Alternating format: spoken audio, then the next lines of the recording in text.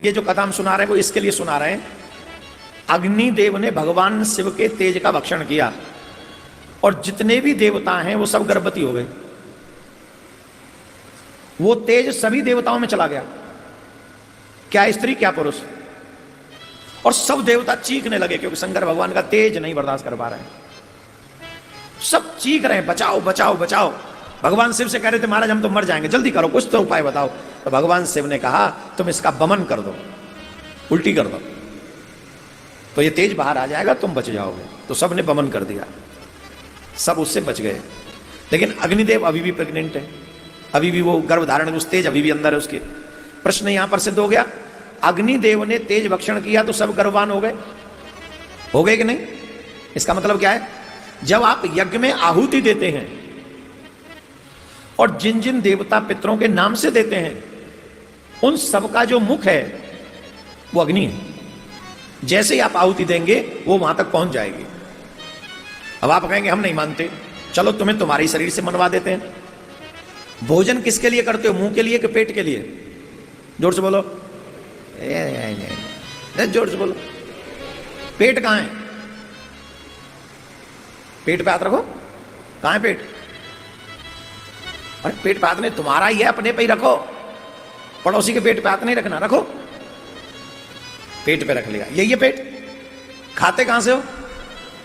मुंह कहां है, पेट कहां है? दो बिलांद की दूरी, क्या मतलब? अरे जब पेट में ही खाना है तो यहीं से डाल लो, थोड़ा चीर लो और यहीं भर के फिर सिल लो, खेल खत्म। यहां से क्यों तंग, और हाथ लाओ फिर यहां ले जाओ, फिर मुंह दांत चबाओ, फिर ये चबाओ, फिर दांत चलाओ, फिर जीव को भी इस्तेमाल में लाओ, फिर नलियों के माध्यम से वहां तक पहुंचा हुआ है। पेट में ही तो डालना, पेट डाल ले।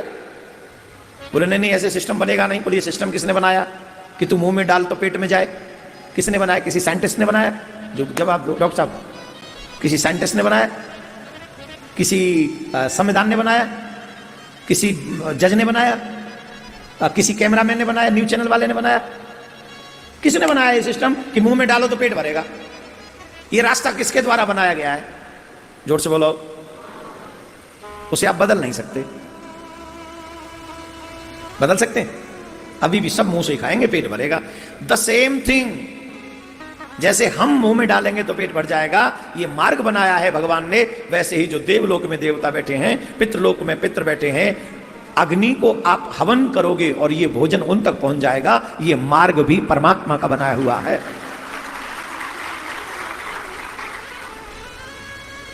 तुम अपना सिस्टम बदल नहीं सकते, देवताओं का सिस्टम बदलोगे। और ये कथा इस बात को सिद्ध करती है कि जिस समय अग्निदेव ने वो भगवान शिव का तेज भक्षण किया तो सब देवता गर्भवती हो गए, गर्भवान हो गए थे। अब सबको तो कष्ट से मुक्ति मिल गई, पर अग्निदेव को कष्ट से मुक्ति नहीं मिली। अब ये लीला बहुत बड़ी है। अग्निदेव ने उन्हें ऋषि पत्नियों को दे दिया, ऋषि पत्नियों को उसे पर्वत पे छोड़ दिया, पर्वत ने उसे गंगा में छोड़ दिया, गंगा ने उस तेज को फिर सरकंडे के वन में छोड़ दिया। वहां पर कार्तिकेय जी का प्राकट्य हुआ। बोलो कार्तिकेय भगवान की जय। वहां कार्तिकेय भगवान का प्राकट्य हुआ।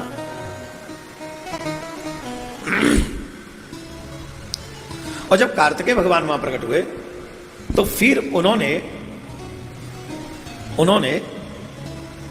कार्तिकेय भगवान ने उस तारकासुर का वध किया। सेनापति बनाए गए देवताओं की सेना के कार्तिकेय जी, और कार्तिकेय जी ने उस सेना का उस दुष्ट का तारकासुर का वध किया।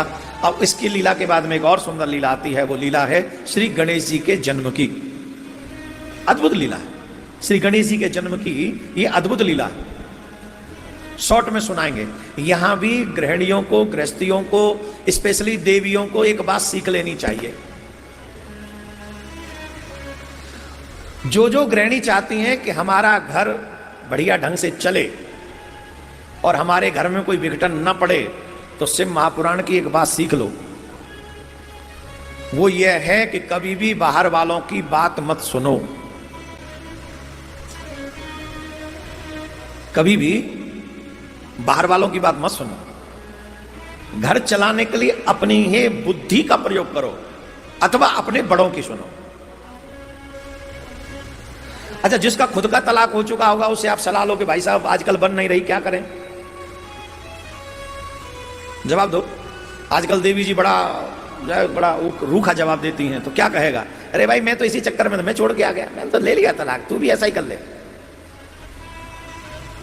वो तो खुद ही संडा घूम रहा है, तुम्हें भी संडा ही बनाना चाह रहा है। खुद का घर बिखेरे बैठा है, तुम्हारा भी घर बिखेरना चाह रहा है। आप सलाह भी उससे ले रहे हो जो खुद को ही नहीं संभाल पाया। ये शिव पुराण सिखा रहा है। आज मेरे बच्चों को अगर ये शिव पुराण का ज्ञान मिल जाए, मैं विश्वास से करता हूं 95% लोगों के घर टूटना बंद हो जाएगा। 95%। आपकी ताली बता रही है कि आपका कोई इंटरेस्ट नहीं है घर बचाने में।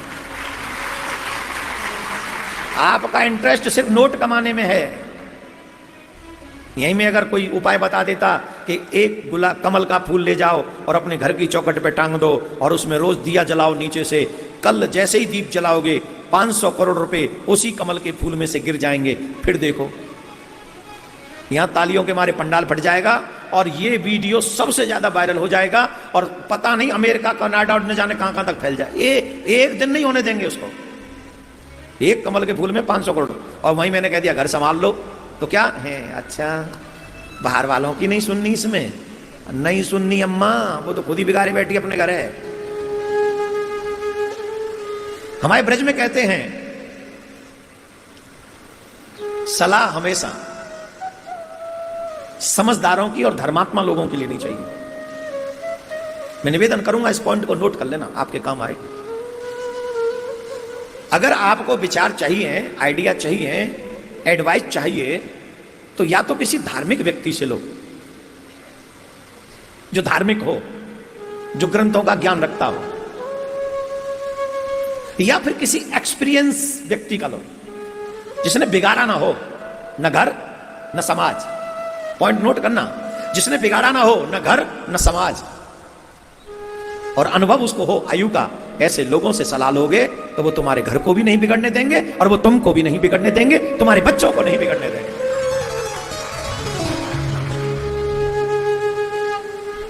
हमारी सलाह है, अपने बच्चों को शिव महापुराण सुनाओ। इस शिव महापुराण में कथा आती है बड़ी विचित्र सी।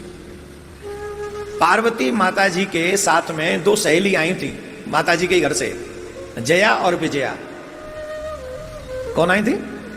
जया और विजया। ये दोनों माता जी के ही। वैसे मैं तो भाई लोगों को भी एक सलाह दूंगा, पत्नी के अलावा ज्यादा लौंजड़ ससुराल से मत लाया करो। पत्नी के साथ ससुराल से जितनी चीजें आप ज्यादा लाएंगी उतनी आपके लिए मुसीबत होगी।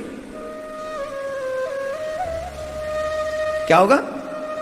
उतना ही आपके लिए मुसीबत होगी। अब देखो, कई घरों में तो टीवी के ऊपर लड़ाई हो जाती है। राधे श्याम, जोर से बोलेंगे एक बार, ऐसे धीरे बोल रहे हो, और जोर से बोलो।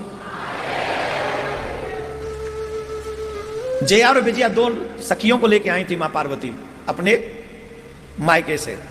तो एक दिन सखियों ने कहा कि हम कैलाश पे आ तो गए हैं, पर इस कैलाश में हमें अपने जैसा कोई नहीं लगता। यहां तो ये जितने भी गण हैं ये शंकर भगवान के हैं, हमारे कोई नहीं है।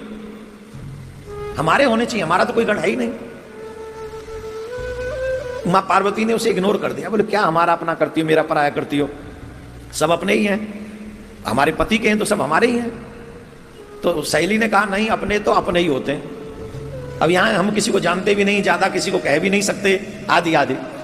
मां पार्वती ने उस समय इग्नोर कर दिया। एक दिन क्या हुआ कि मां पार्वती सरोवर में स्नान कर रही थी गुफा के भीतर, और द्वार पर नंदी खड़े थे पहरेदार बनकर। और जब नंदी खड़े थे पहरेदार बनकर तो शंकर भगवान आ गए अचानक से।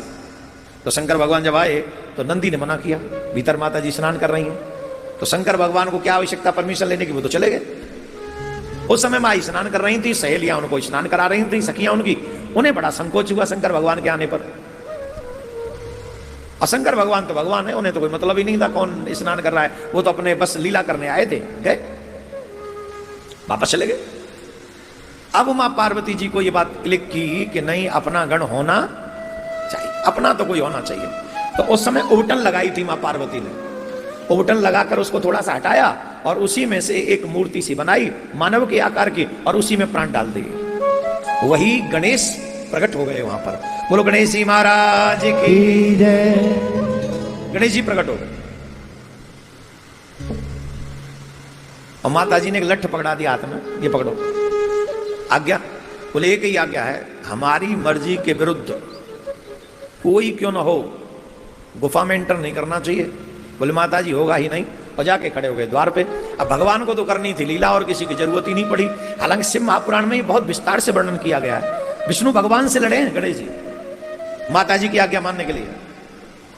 शंकर भगवान पे भी लठ चलाए हैं गणेश जी ने माता जी, क्योंकि माता जी की आज्ञा पालन करनी है। एक और बात, अपना सर भी कटवाया है अपनी माता जी की आज्ञा का पालन करने के लिए।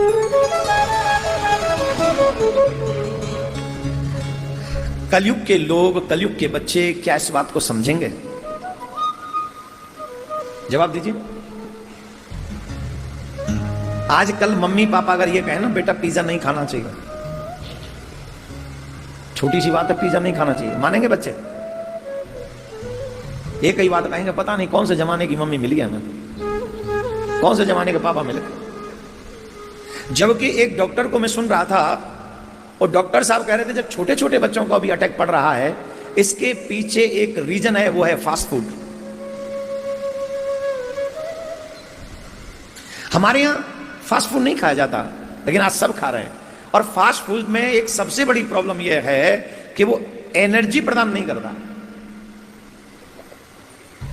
वो आपके बच्चे को ताकत नहीं देता, पावर नहीं देता, पेट भर देगा और उसका जो मैदा है वो अंदर आत्माओं में चिपक जाता है जाके। इसीलिए मेरी बात को आप अगर समझना चाहते हैं तो इस बात से समझ लीजिए, जिस दिन फास्ट फूड खाओ रात में, सुबह अपनी स्थिति देखना पेट की क्या होती। तो अगर आप चाहते हैं आपके बच्चे स्वस्थ रहें तो महीने में एक आध बार की तो कोई बात नहीं, लेकिन फास्ट फूड नहीं खिलाना चाहिए। बहुत बुरी बीमारी है फास्ट फूड और बड़ी तेजी से बढ़ रहा है भारत में, जो कि दुर्भाग्यपूर्ण है।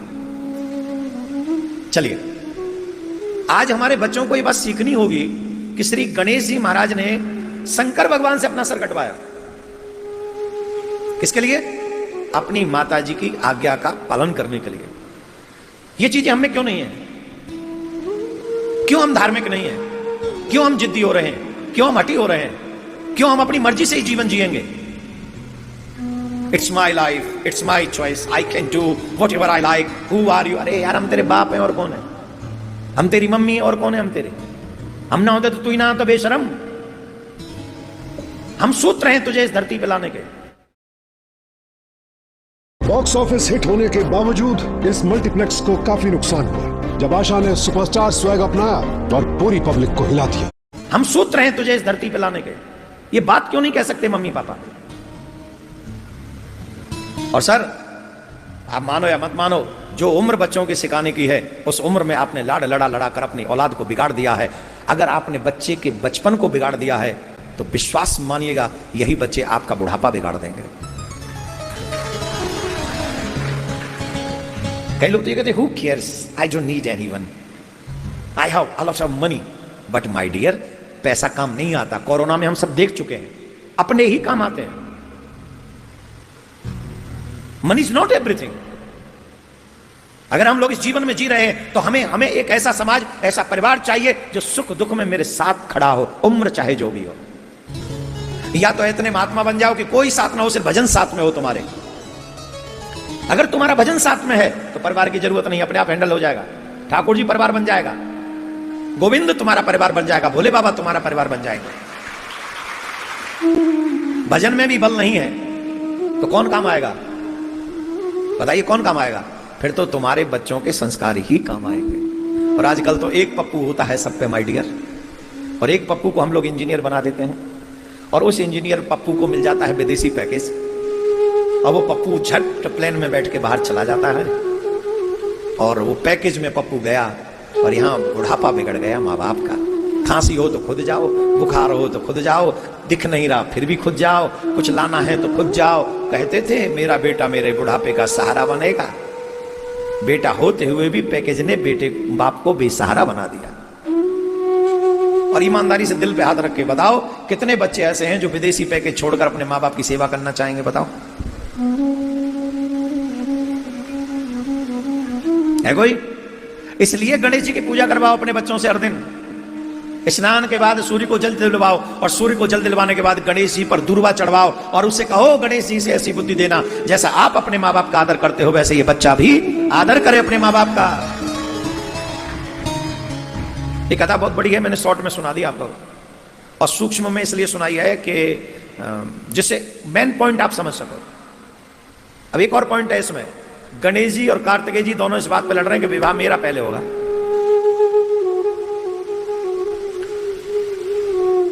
तो शंकर भगवान ने कहा जाओ पृथ्वी की परिक्रमा करके आ जाओ, जो पहले आ जाएगा उसी की परिक्रमा, उसका विवाह पहले करेंगे। बोले अच्छा, बोले हाँ।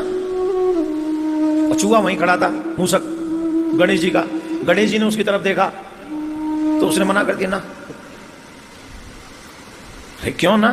बोले कैलाश पर्वत तक तो ठीक है, और कहां? वो मोर है, उनका सवारी हो। I don't help you, I am sorry. Ganesh ji बोले हाँ ट्राई कर।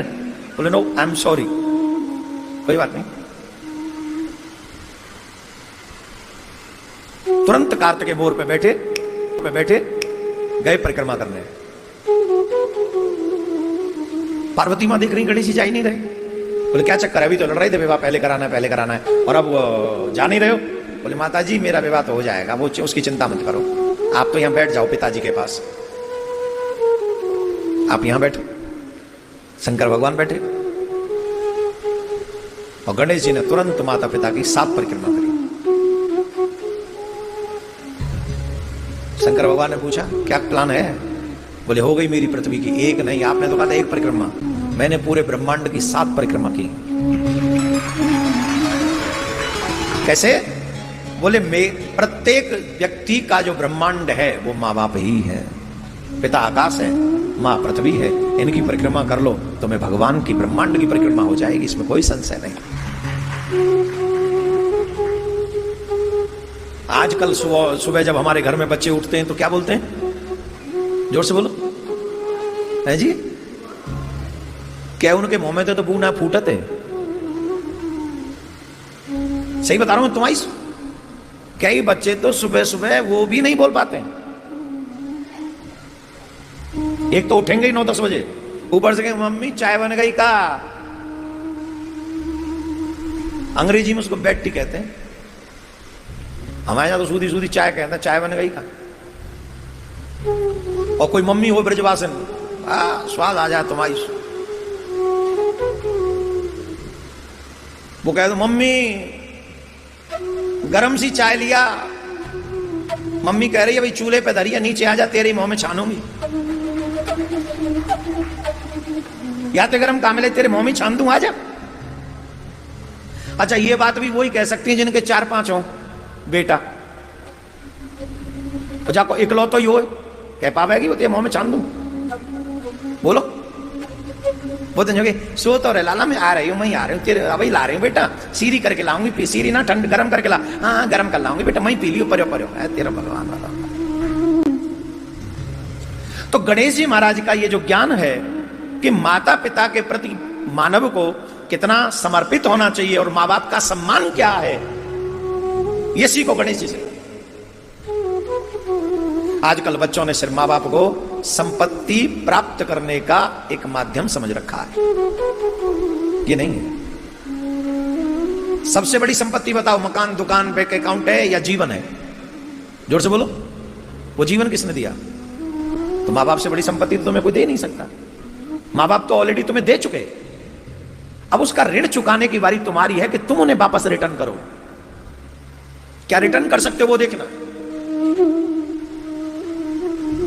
शिव महापुराण में एक से ग्रस्त चलाने की चीजें हैं, इसलिए मुझे बहुत आनंद आता है जब मैं शिव महापुराण स्वयं से कहता हूं। और आप शिव पुराण सुनिए, और आग्रह इतना है कि आप ये शिव महापुराण अपने बच्चों को भी सुनवाइए,